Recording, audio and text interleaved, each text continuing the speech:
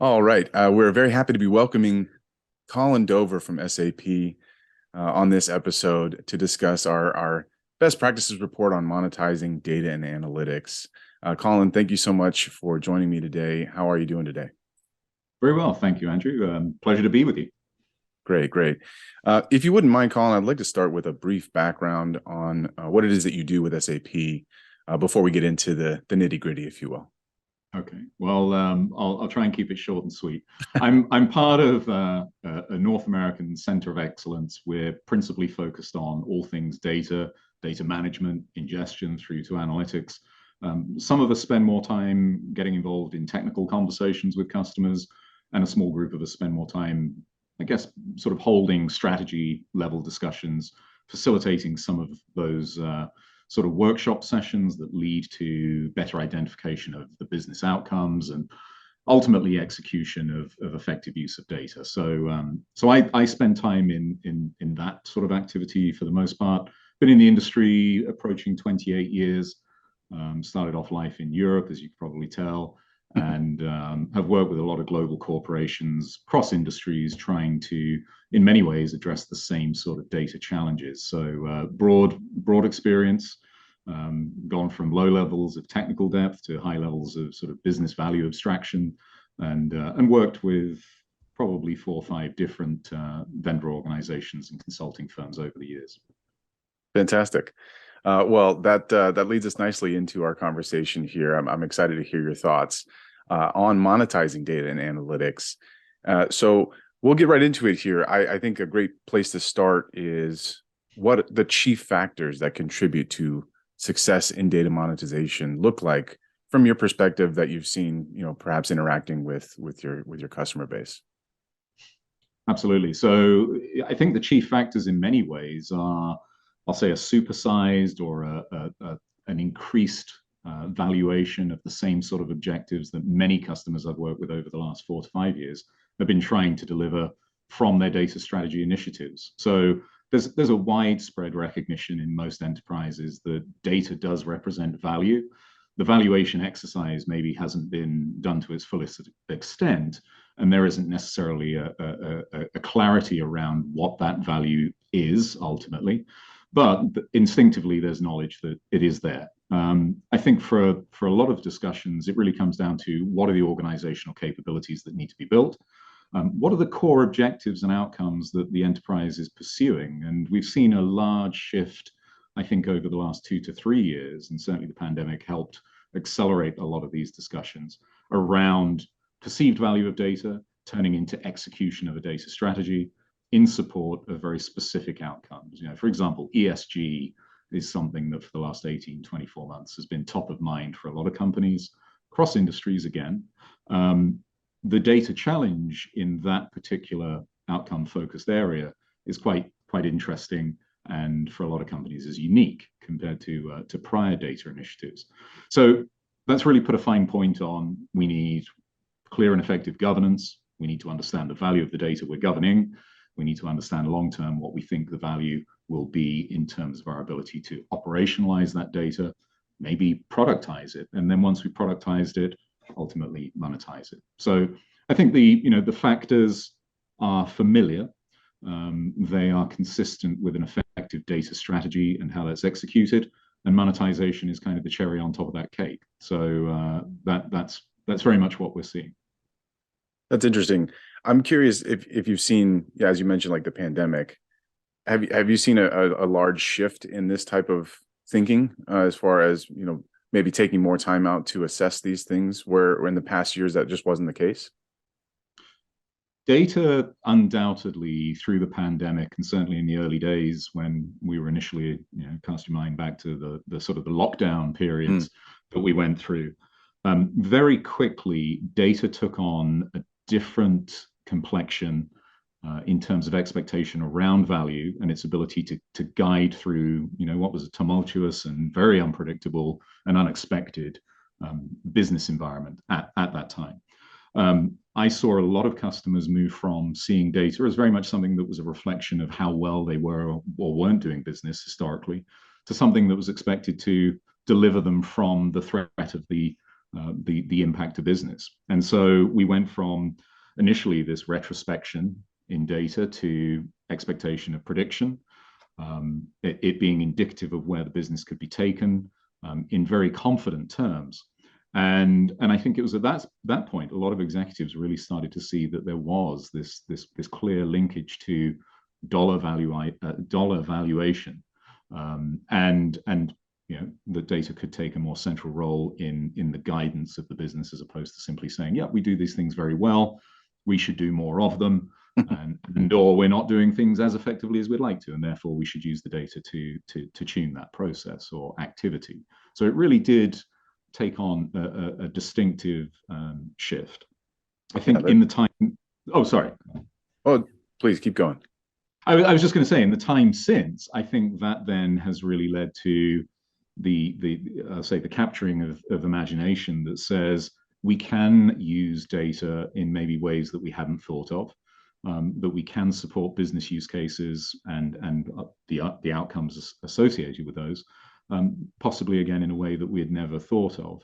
And I think that's where things like quarter-century objectives, mid-century goals, at board levels, at C-suite levels, have really started to take on a very different tone, and the accent of most organizations around data and how it's described has also changed. So I think it's seen in being a critical resource and a significant monetary asset if it goes through the right steps, processes, and procedures. As I say again, in a way that I've not experienced in the best part of 30 years. Yeah, it's so interesting. I think we've seen that on TDWI's side as well. Obviously, with this best practices report goes well into depth on the findings here. So as far as data monetization opportunities, what criteria have you been seeing these customers, enterprises use to assess their opportunities? Well, I think the first thing and the common starting point is there a bottom line or a top line impact? What could it be? What would good look like over time if we were to treat the data in a different way? If we were to become more focused and maybe a little more surgical in our approach to the way that we use the data, those start to reveal the criteria for success, as well as the potentials for a positive outcome, positive influence against those outcomes. So as I said earlier, in environmental, social, governance objectives have really become front and center for a lot of companies across a lot of industries, and in some industries that maybe you'd be surprised to find that being a central focus. So the criteria have really turned into how much do we need in order to be successful. We've got this sort of backdrop that we're dealing with of increased volumes of data. I mean, we were talking a decade ago about the explosion of data. Well, that explosion has never stopped. It's kind of like the universe. It's ever expanding and it's accelerating as it expands. So this kind of redshift-like growth of data is the underlying challenge. If we try to put our arms around it and govern the entire universe of data, we're probably going to be overwhelmed by it. So the outcomes focus really does allow for a narrowing in terms of, one, the objective, a clear lineage to the goal being met, the monetary impact that will have, the bottom line impact, and then all the way back down to the atomic level data. What do we need to manage? How do we need to manage it? Who needs to be responsible for that? And what sort of capabilities do we lack, both from a technological standpoint and an organizational or operational perspective, that we need to build into this and turn into habitual use and activity with the data to support the outcome. So it's kind of an up and down clear linkage. It's ongoing in nature. It's something that implies there can be scale over time, and the application of those capabilities across those three disciplines can be, I'll say, lifted and directed to emerging and changing objectives as they appear. And the fact is, 2023, we're post-pandemic for the best part, but are we post the disruption? And do the disruptors continue to throw themselves our way? I think the answer to that for most of the customers I work with is yes. This is the new normal, or it's the new abnormal, or it's the ever-present abnormal. And so data does allow us to take a more immediate and agile approach to how we deal with those things that cast your mind back 10 years, maybe even 5 years. There was a lot more predictability in how business was playing out. There was just a natural and almost irresistible and inevitable momentum in business. And so data could be used very much as that reflection of success or where things needed to be improved. So now I think, again, we see that reinforcement around those are success criteria, but also the data allows us to be fluid, flexible, and highly agile. So and have dollar value attached to it. Yeah. So then you've listed several things there. When Probably it comes too much. to when it comes to the data monetization journey, what might you see as being the first step that a lot of enterprises might be taking to begin this journey? Well, as you say, I touched on quite a number of areas there. I think the first and foremost focal area is going to be culture. An awful lot of this relies, as I sort of dropped into the flow there a little bit earlier, the accent that the organization uses when it refers to data, the way that data is perceived. Is it a high value organizational asset? Is it as valuable potentially as the products and the services that enterprise takes to market? Could it become a new product? And if it is, then culturally, how do we start to change the way we act towards data? If it represents that significantly valuable resource potential, the monetization is maybe going to require that we change our habits, that we don't look to, I'll say, corrupt the data to serve a purpose, that the sort of the motivated use behind data changes, that the context the data has in relation to business processes themselves is preserved in a way that maybe historically hasn't been seen as quite so important. So we have a lot of discussions around what does the culture look like? What would need to change? What sort of habits would need to be, let's say, altered or encouraged to change, or in some cases broken? And what do we replace those habits with? The other thing is, obviously, from a technical standpoint, there's going to need to be a very, I'll say, in-depth and detailed analysis of what capabilities exist there. We've got complex, fragmented data landscapes. A lot of organizations have gone from RDBMS environments. I remember when TDWI stood for the Data Warehouse Institute. That's right. That's right. And as opposed to treating data with intelligence. And so that shift is very reflective of where the market's gone over the last couple of decades. We've seen the emergence of big data environments. We've seen the emergence of data warehousing in the cloud, lake housing, the lakeside communities of data growing up. The fact is, it's all reflective of the customer's challenge, the organizational challenge to maintain data in the applications and the native sources in which it exists, but also, or persists, but also that leads to that other point I just outlined, which is that contextualization of the data. We've seen an awful lot of mass movement of data, moving it from one place to another, replicating it, duplicating it, an awful lot of steps in moving the data away from its meaning. And so there's a need for the creation of fabrics, of intelligent data meshing, being able to allow data to persist where it is, ensure that the context around that data is protected, insulated, but also is made accessible, usable, and so on. So we see a lot of these conversations around monetization, starting with how do we create that fabric? How do we define the relationships between data sources, where the calculations take place, where the heavy lifting is being executed, how that then is coming together, again, with context maintained to the business outcome, and how we govern that in order to get the most from it. So, technology is going to be a critical part. The organizational attitude, aptitude, and willingness, as well as appetite to monetize data, are all going to be big factors there. And then operationally, there are going to be processes that those both, by their very nature, will impact and possibly redefine. So there's a lot to do. But like I said, the good news is, in many ways, it's simply a very focused and maybe a higher value in terms of expectation approach to execution of an effective data strategy. And I think Peter Drucker famously said, strategy is commodity, execution is art form. And to get to monetization as an end step of productization and operationalizing of the data is really an art form. And that's become very clear, I think, in a lot of these sort of exploratory discussions around how do we do it and how soon can we get there, what's missing, and what do we need to shore up in terms of our organizational or technical capabilities. That's fantastic.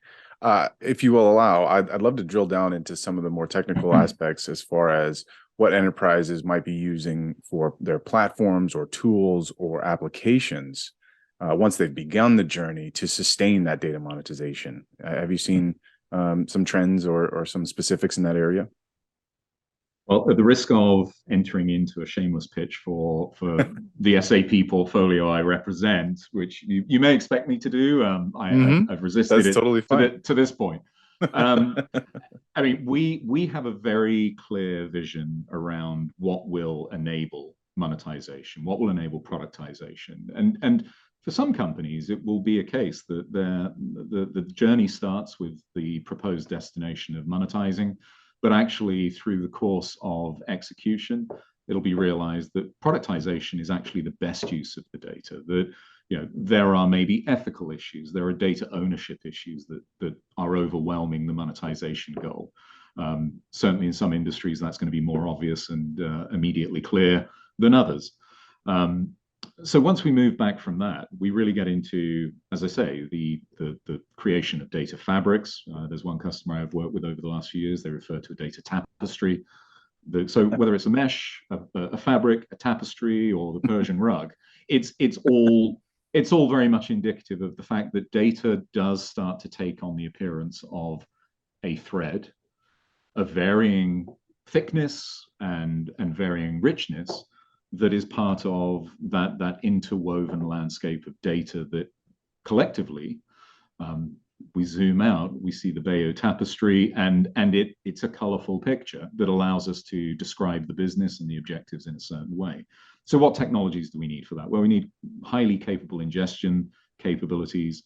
We need unrivaled, I would say, scale around the connection of what are often tens of or multiple decades of architectural growth, expansion, solution selection. I look at most organizational architectural diagrams, and it's like looking at the rings of an oak tree. We can pretty much identify the year, the trend at the time, and what the motions were, that whether it was TDWI or SAP or anyone else in the landscape was proposing was the best fit solution.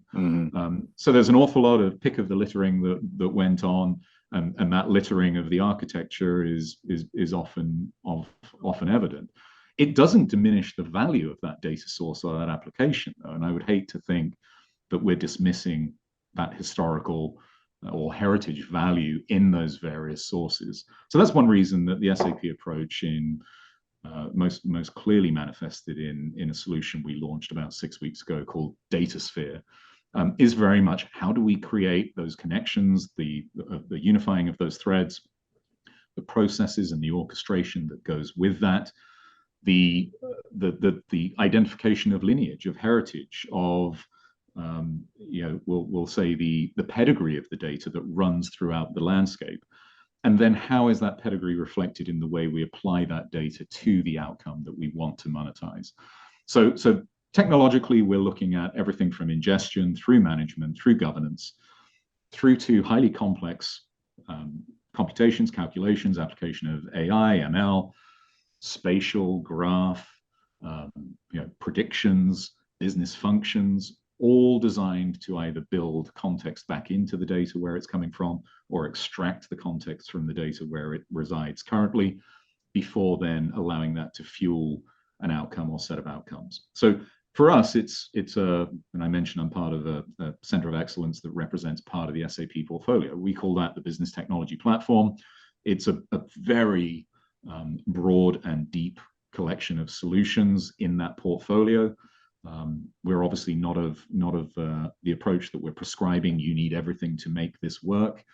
But that's back to that technological analysis of what do we have in the landscape, what do we need to make this successful, and we would have something there at every level to enable that execution through to monetization.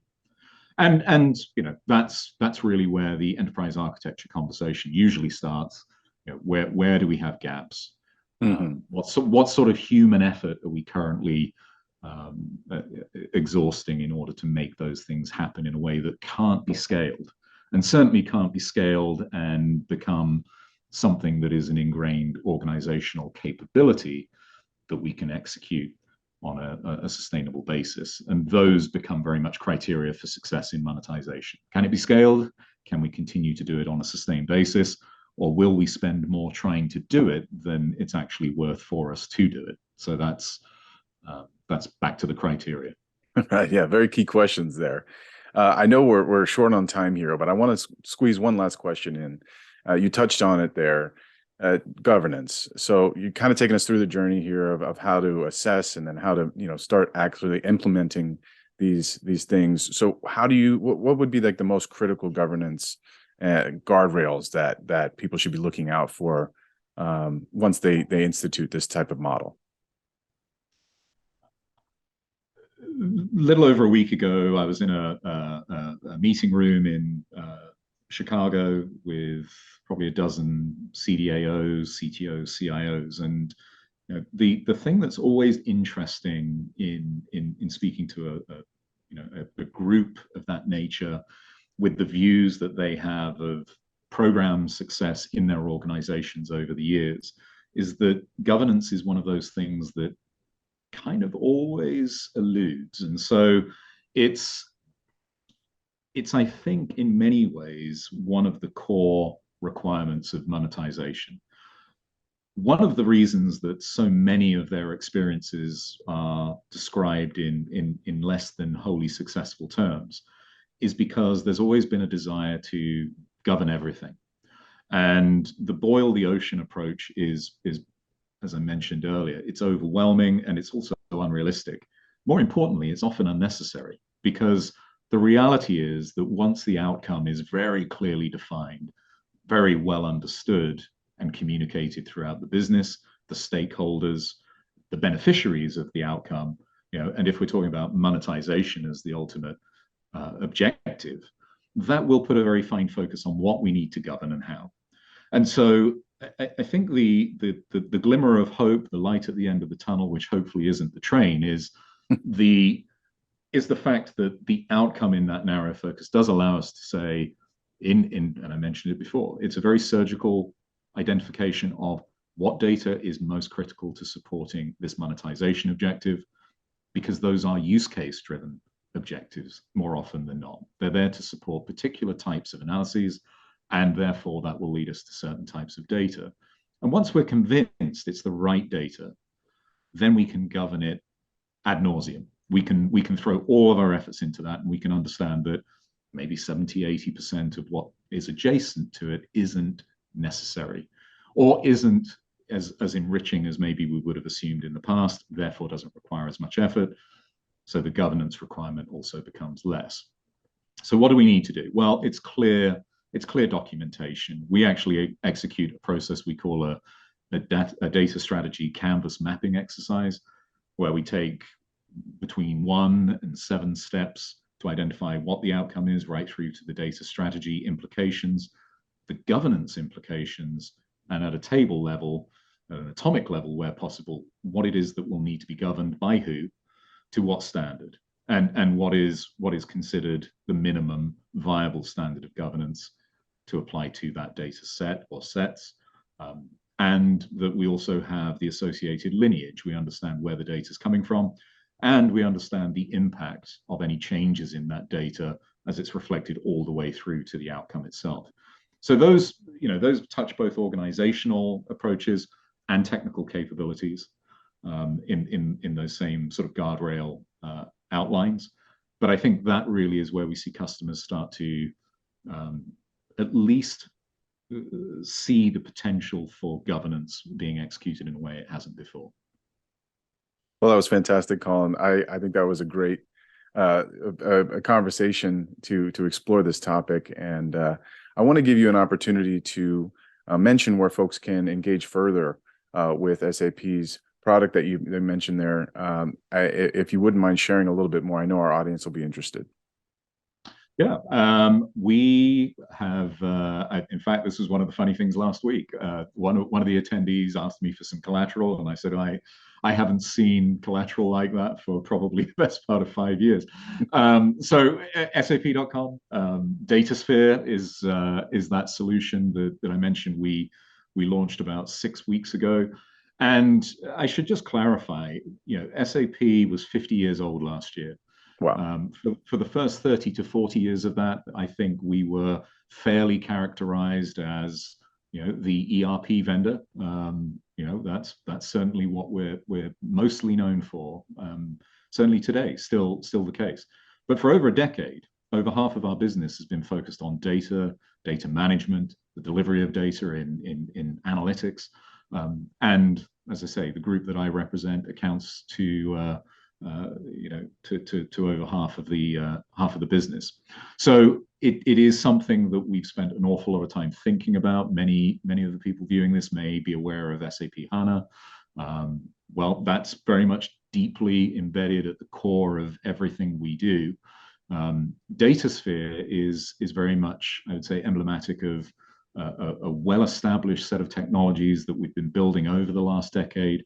These are mature solutions. DataSphere is partly, I will say, the next step on an evolutionary journey of a number of solutions that were previously on adjacent paths. They come together in DataSphere, and they really allow for a force multiplication of capabilities to the customer organization.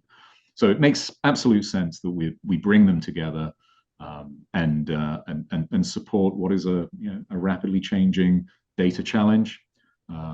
I'll just put a label on how rapid that data challenge is. I was talking to one of our CDO customers a month or two ago, and his expectation for what is a 4-division organization is that their data will double every 24 hours within the next 2 years.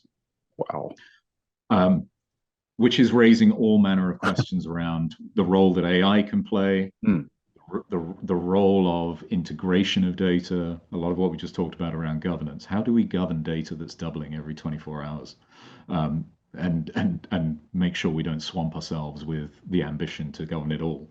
So those are the things we're thinking about. I think our roadmap's very much indicative of the way we see the customer challenge, how quickly it's changing, and how important it is that they can do everything from operationalize to monetize, maybe for the first time in many cases. So please do take a look at us, see what we're talking about in DataSphere and other solutions within the portfolio and beyond. So that's probably as much as a plug as I should decently offer at this point, Andrew.